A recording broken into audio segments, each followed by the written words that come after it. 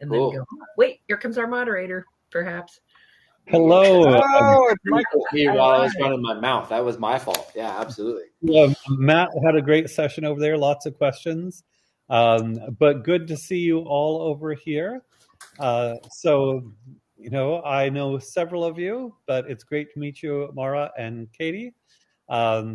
I will introduce Tory Gattis, founder of Microschool Revolution, and also an Acton Academy founder, and also the founder of the Be Someone app. Maybe we'll let each of you go around after I introduce you, and you can do just a quick introduction.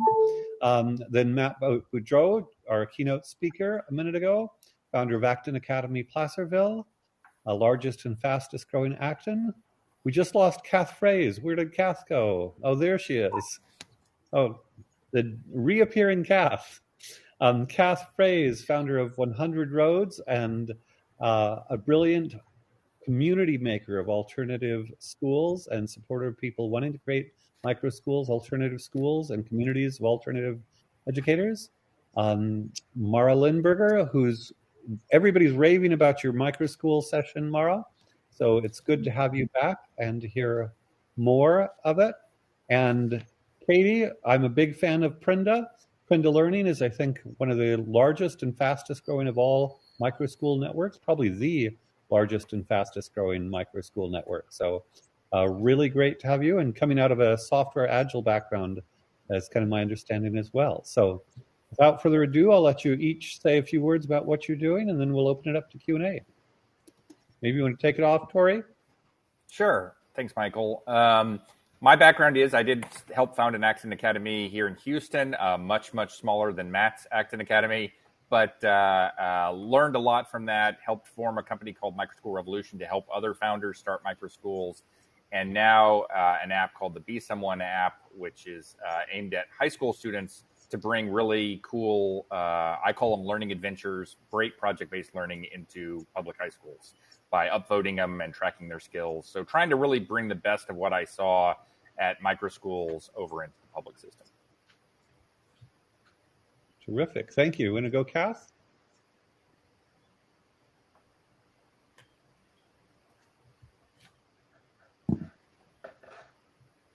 Do you hear me, Kath?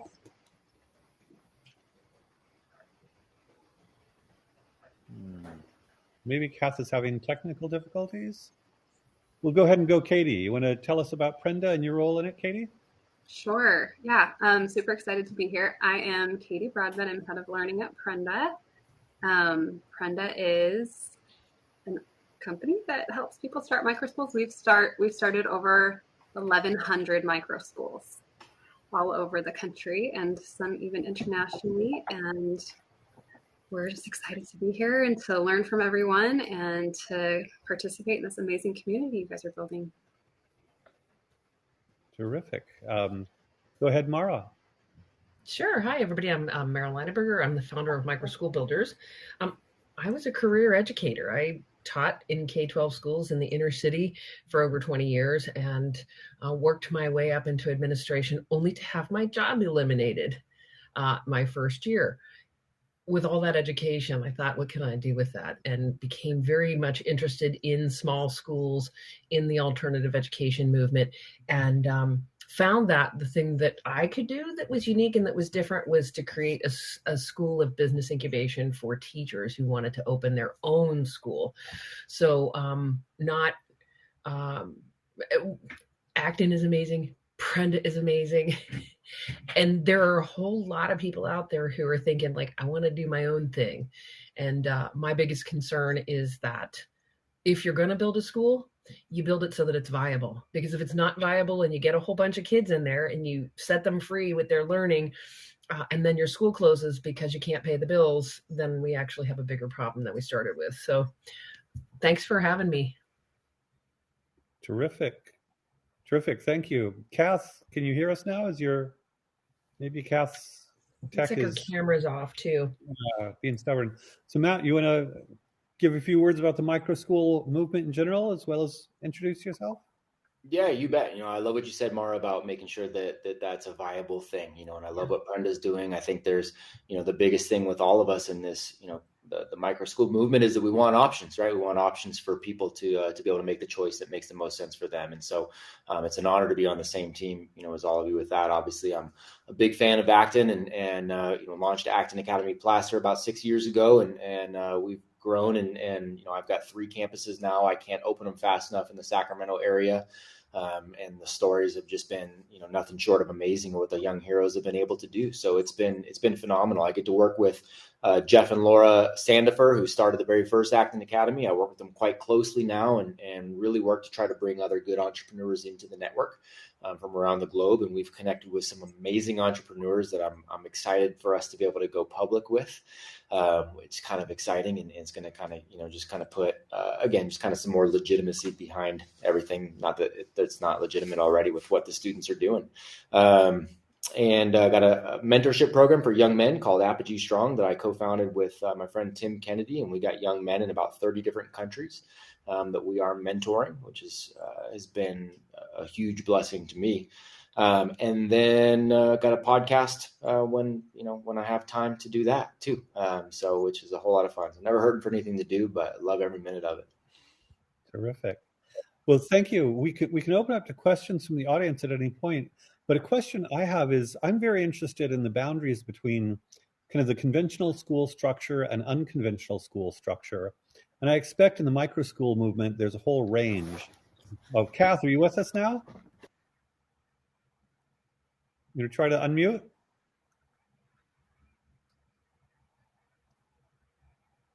Maybe while she's still struggling. What it's going to say is some, charter schools have to follow a lot of public school criteria. I know some micro schools almost approach self-directed learning. So and then in between there's everything. And probably this depends state by state. In the background, there's a question in my mind about accepting, government funding for, vouchers, tax credits, educational savings accounts. So I'd love to hear your thoughts on, is the micro school movement going to stay? Is it going to follow standard schooling, be outside of it? Can it be both directions? Is there pressure for micro schools to be aligned with the system, different from the system, or the micro school movement is completely agnostic on that question? It depends on who you talk to. That's why I wanted your voices. Well, you know what? So when I work with people, I work case by case, state by state, because, here in the US, every one of our states has local control at the state level as far as education is concerned. So there are some very liberal places where, Florida being one of them, where pretty much in Texas, you can open a micro school with very little effort. If you were to do it here in Pennsylvania, you have to get really creative to get started. So it really depends. Yeah, I agree with that. I think if I've learned anything from Prenda and my experience in education, it's that there isn't one right thing, right? And every family needs to decide what the right choice is for them every year and child by child to really see that learner as a unique entity and whole human. Even if they're young and can't voice their whole humanness quite yet, we can help them find that voice. And that's going to not be maybe the same thing the whole course of that child's young years, so the more choices we can give people, the better. The more we can help people in communities create what's good for their community, I think the better. What we've found, so Prenda is unique in that 97% of our microschools are publicly funded. And so we fight this battle every day of how do we put together our philosophy? And we know what we know is true of education, that we need to prioritize personalization and inquiry and discovery. And how do we help kids build internal locus of control and all of these things that are really difficult to do inside the traditional system, just because of the general structures that are in place there and that aren't moving. But we have found really creative ways to stay within the compliance, I'll say, and still build that culture of empowerment. And so for some families, pulling their kids out is never going to be an option. And there are millions of kids in the United States that need to be empowered and to need to have their, like, the trajectory of their life changed. And so I don't know the answer to this question, but it's a battle and a problem that we need to stay focused on and solve, because if we just throw our hands up and say it's never going to happen inside the system, it's impossible, there's millions of kids there that aren't going to be served. And I mean, Prenda has micro schools inside of public schools, and we're doing lots of creative things inside the system. And what I've found is that my original perception of working inside the system, I had a lot of mental walls about the intentions and mindsets of those still inside of traditional education that I have been wrong about. And I think there are lots of people that see, especially post-pandemic, that see what needs to happen. A lot of parents that see they see what needs to happen in education. They're very willing to come to the table now and to be flexible and to look at things again. And they've just found that it's worth that fight. So, Kaity, I think that what's Mara. happening is microschools are putting pressure on the big system of education, and I think that that's one of the best things that's happening. So, I mean, I come out of public education. I don't have any interest in defunding public education, believe it or not. What I want to see happen is I want to see education, the big systems, have to make changes because of what we're doing. Homeschooling, when cyber schooling began, lots and lots of school districts put distance learning pieces in place. When lots and lots of students began to pull out to homeschool, many school districts found ways to be creative and to let students still be part of their programming. And I think that microschools are going to do the same thing. They're, so I don't know whether they're going to become regulated or not. I hope not. The governor of West Virginia just signed into legislation. He's legalizing microschools as an option for West Virginians. So, that's sort of the first step forward of recognizing the work that we're all doing. Yeah, definitely. And I think that, West Virginia is a really interesting case.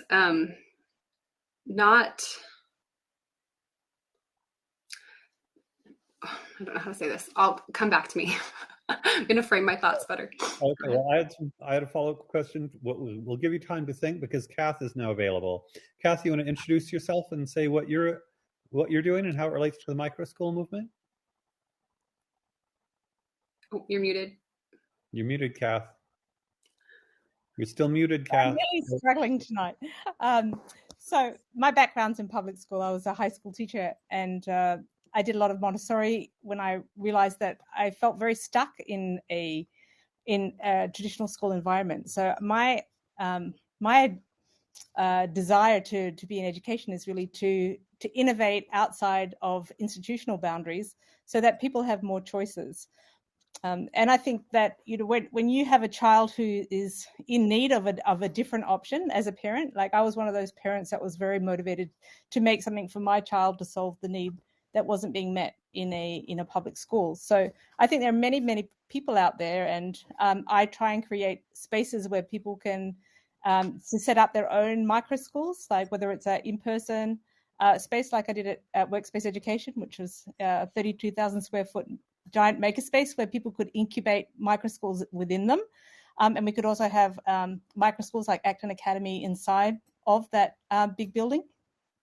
And now I'm trying to do the same thing in a virtual or more of a metaverse way as a virtual campus where micro schools could move in and have some space in a virtual world so that they can meet from all over the country or internationally, but still have rich in-person experiences with their own little pods or small micro schools, no matter where they're located. So we can also serve people in rural communities and anywhere in the world.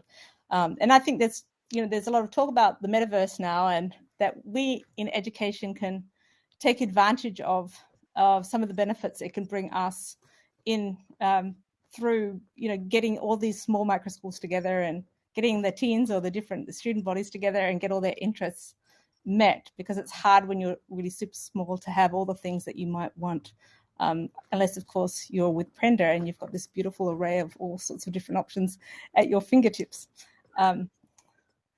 So I could keep going, but I'm not. I'm going to try and limit. Well, Don't hold back. We want to hear you. We'll dig in. We have a question from Jennifer. Do you have to have a degree of any kind to open and teach at a microschool? Depends on the microschool. School. Mm-hmm. Yeah, we don't have that as a requirement. It's not something that we have. We want to see somebody that's capable, got some examples of real world, impact, real world work to come in, has a reason, has a why, has a plan, has an idea. But to have that specific background is not necessary. And often the case, if somebody comes out of education and has maybe been doing that for a long time, we actually take an extra close look at that person because those are some habits that are often hard to break. So, but nothing on our side. The thing that you need to look at is, what does the state require that you're in? So microschool is not a legal term yet. And so Laura's asking about accreditation. Again, it's the same thing. It's an umbrella term. So there is no legal statute for microschools yet. I don't know whether that's coming or not. But if your state requires people to be certified educators to work with children, then they will be in a microschool. If it does not, or it depends on how the school's set up too. I have clients whose microschools are set up as kind of more like a homeschool collaborative.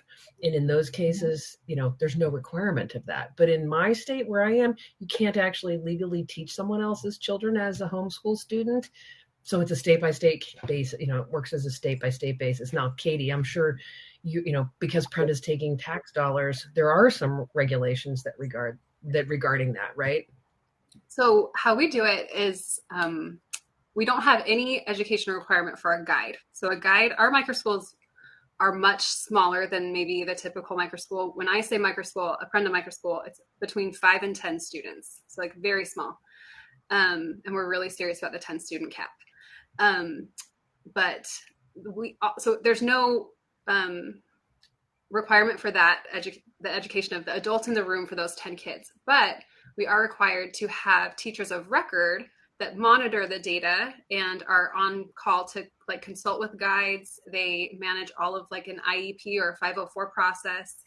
It really depends on how that student is legally enrolled or not enrolled in the state and what the regulations around that enrollment are. So if for example, you're in Arizona and you're using a scholarship or we call it ESA here, there are no requirements around that program to have a certified teacher involved in any way, whatever you're doing. And we're an approved vendor to that program.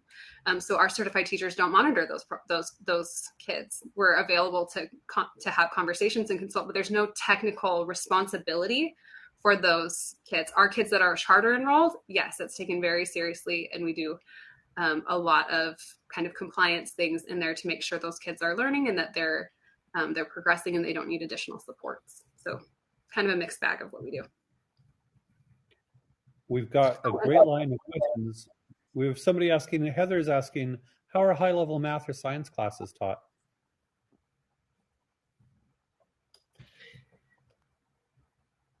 I have again, it's a terrible answer. It's right. It depends. Mm-hmm. Some people choose not to put those high school grades into their microschool because they have these strange fears that they can't teach those concepts the same way that parents oftentimes struggle to figure out how they think they need to be able to teach high school subjects. But I have microschool owners in our network of schools that outsource that work. Kids are taking pre-college coursework at the local community college, or they're working with an accredited online high school to do that work, or they're teaching those content pieces themselves. So, it just depends on their confidence and their ability to do those subjects if they believe they need to be taught in discrete silos like we have in high school. Yeah, and a lot of times at our campus, the students teach themselves. Yes. I know that's a crazy concept for a lot of people, but we don't have a specific teacher for a specific course. And yeah, sometimes the older heroes will help the younger, right? We'll do directed. There's no direct instruction by any adult on our campus, period, zero, zip, end of story. But there might be direct instruction from an older hero to a younger hero, right? And that's fine. And so a lot of times we'll have that, but the students teach themselves. I've had 11-year-olds doing trigonometry because that's just where they were and they taught themselves that, and I have some students where that is their track and they want to get through and they want to do calculus and they'll teach themselves all the way through that and they'll do it in a relatively short amount of time. I also have some students who have no desire to take, the traditional math classes that far, and it's not in their specific journey, and all of that is okay. But we need to never underestimate the fact that how do they teach themselves? Heather, it's a great question. There's a million ways to teach yourself. And high level math, if I had to do it right now, by the way, I got straight A's in high level math, and I went back and took a course to see what my quote unquote grade level was. And I think my current grade level was like 6th grade right now. I have multiple businesses doing over 7 and 8 figures a year. Right. I understand how to run a P&L. I understand how to run a business. But like Tory just said, Khan Academy, I would go back and do that. Right. I would do that day in and day out and learn that way, utilizing that free resource. Right. And a lot of our students do that. And we've got other programs that do a similar thing. So the young heroes can teach themselves. And a lot of times they do it a whole lot better than the adults would. I totally agree. Go ahead, Kath. No, I was just going to say, and by the time that kids get to high school, from what I've seen, is there is a huge diversity in levels and motivation and what they want to do and the kinds of math and the kinds of science.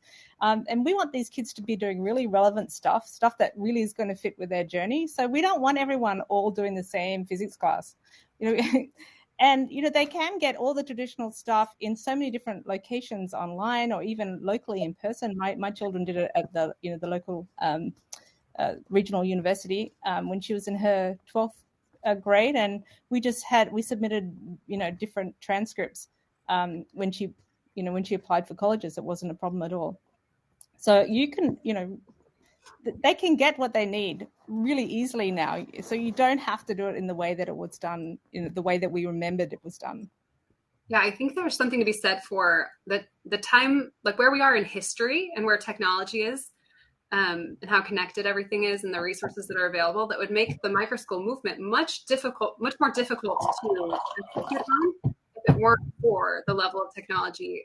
You look at the history of education, it used to be that there was kind of a corner on the market in information, and you had to find that teacher, that person that knew that information to give it to you, and it's valuable and everyone wanted it. They'd pay lots of money for it. And now it's totally switched, where we're swimming in information and nobody's motivated. Nobody wants it. Nobody cares. They don't see the purpose in it. So once you can take a kid and help them see, like, look, this is your thing. You own this, and help them reframe, like find a personal purpose for learning, build a learning community, connect them to tools, and show them this is how you learn. Like, they are unstoppable. And even this might sound crazy, but we only serve K through 8th graders, and we see this in kindergartners, and you can see the shift. You can see their mindset forming about who is in charge of learning from the time they start kindergarten. And if they quickly learn it's the teacher, then that it takes a while to correct that. And we see this in kids. My 2nd grader now, he was in our first kindergarten cohort, and I can see the difference in him and in my other oh, there's an echo. And his friends about their mindsets. And that's the number one reason everyone always asks me, like, are you ever going to put your kids back in public school? And if not, why? And my why is the culture and mentality around learning. It has nothing to do with the curriculum. It's nothing to do with the teachers. It's that in most educational environments, kids are taught that learning's a job, and they're taught to have a distaste for it, actually. And so once you can switch that, you don't have to worry so much about the laundry list of things we typically worry about as adults. If you can focus on those getting those foundations right. Beautifully said, Kaity. We have a question for you that we want to get to. Question for Kaity. Prinda had been looking for guides recently in Florida. What are Prinda's plans for the Sunshine State? We have traditional scholarship programs, but not ESAs yet, except for students with unique abilities. Yeah, this is a great question. I'd love to just answer online because it might be only pertinent, or offline. If you can just email me that, and we can just chat about it, and I can connect you to people that have the most accurate details on what our plans are, because I'm not the person at Prenda that should answer that question. Kaity, you made a really good point about curriculum, and I think there's a lot of questions coming down through the questions that's really pointing to curriculum. As a professor of education, I can tell you, people have gotten themselves tangled up in the understanding what curriculum's purpose is. It's really it's supposed to be a framework to help us understand the scope and the breadth and the depth of a body of knowledge, and to be a guide to help the educator, think through what are the things and the experiences I want to provide a child, not to become this box that we stick people into that requires them to master these ideas that they may or may not use. And what microschools are really excelling at is helping kids, as you talked about, Kaity, finding passions and acting with their hero's journey, helping kids figure out what they're interested in, and then having adults, whether they're certified educators or not, make the connections. And so really what I'm seeing is that the adults are becoming more curators of content experiences, making connections to experts. And I know a gal out in California whose main staff are UC Berkeley professors, and they're teaching content that's not in their contract at the college to be teaching. So they're teaching their passions to these young kids. Now, I mean, how amazing would that be as a gifted learner to be learning with the best at UC Berkeley, and you're 8 years old? I think it's those kind of ideas that are going to really shake things up. We're almost out of time, but we've got lots of questions. Heather C. asked, are typical classes like math and science part of the curriculum or only for kids who show an interest? And then she also asked, aren't some of these subjects necessary for getting into college? So are math and science optional or not?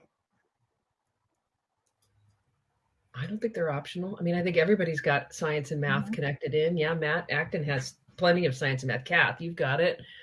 Sure. I mean, there's things but again, are you thinking more in terms of like traditional subjects, or are you thinking in terms of science is everywhere, math is everywhere, right? If you start a business, which all of our students do, they're getting into math. Yes, they're also taking academic math, but I just want to be careful that people don't, again, it's not like, Mara said, it's not a list to check off, right? But that said, they're graduating from our schools as well, and we're giving diplomas. So there is a need to be able to sign certain things off, but we'll also allow them to do individual projects like running a business and have that work to cover some of the math requirements too, without taking a traditional class around it. As far as the getting into college part of it, that depends too. It is so much more of a game than people realize. There's a million ways to play that game, and the game looks a little different year to year depending on what university or college you're looking at too. There's a million ways to play it, and I've had plenty of students go into college without I have students going into college without high school diplomas. There's a million ways to play the game. So maybe it's required, maybe it's not. That's a long tail conversation. Yeah, I think that what do you mean by required? I think that's a very loaded question. If a student in Acton, you can speak to this, Matt, but like if a student's in a traditional classroom and they say, no, I'm not going to do math, things happen to that child, right? They get a bad grade, they go to detention, they get in trouble. There's all sorts of consequences for that child. And I think that in a more self-directed learning setup, which most microschools kind of lean towards, there's coaching and there's conversations that happen around why that might be a good thing, what might happen, what real life consequences might happen if that wasn't a skill set, and then a judgment call based on that student's willingness to accept those risks or not. What kind of life, that's our Mari said something about curating and connecting, right? And that's our role. We need to switch from we need to change the adult child hierarchy a little bit to be that guide who paints the future. Like, hey, I've been on the earth a little longer than you. If you do this stuff, you can probably expect these results. If you do these things, you can probably expect these results. Mm-hmm. Which of these two things do you find more appetizing? Okay, you're going to need to learn about cause and effect and do the things now that will get you those results later. And I can help you stay accountable. I can help you make goals, but this is going to be a thing that you choose. And you can still, Prenda's publicly funded. We still have all those conversations and we still have to give the kids grades. So we're kind of a hybrid model where we're going to have to do some of these things, but we're probably not going to tell the kids about them. We're not going to let it affect the culture of our microschool, the relationship with learning, and we're still going to do all this coaching. So I guess that's another it depends question. So many fabulous thoughts. We're officially over time now and officially on breaks. We've got a 15-minute break. I think all of our guests would be more than happy to follow up with you. There are a few questions. Jennifer has questions in the Q&A that I'd love for our speakers to answer. And so if somebody could add answers to those. Jennifer, that, sorry. Jennifer, Go state ahead. requirements. Go to your state Department of Education. Look at their website. The keywords to look for are school code or private school or homeschool regulations. And if you look for those kind of terms on that website, you will find the requirements for you'll be able to. You have to start to think outside of the box. You use those guidelines to help you begin to create something that's legal. That's really, really important. Yeah. And then going back to my understanding of Matt's question, do you have to have a degree, or not Matt's question, Matt's answer? Do you need to have a degree of any kind to open, run, and teach at a microschool? I think, Matt, you were saying no is the simple answer, at least in some states. That's correct. I'd agree. Kind of no, but you have to look at what the state requires because they might require something. And that's it, right? Look at the state requirements, but always look at the fact that there's a million ways to play the game as well, right? And that's one of the things that I love about Acton is that in California, there are certain requirements that we just honestly don't have to worry about because I can make a very clear articulation that California we don't fall under California's definition of what a school is. Right? California has a very clear definition. Here's what a school is. Well, gosh, Acton Academy is not that. We're not even close.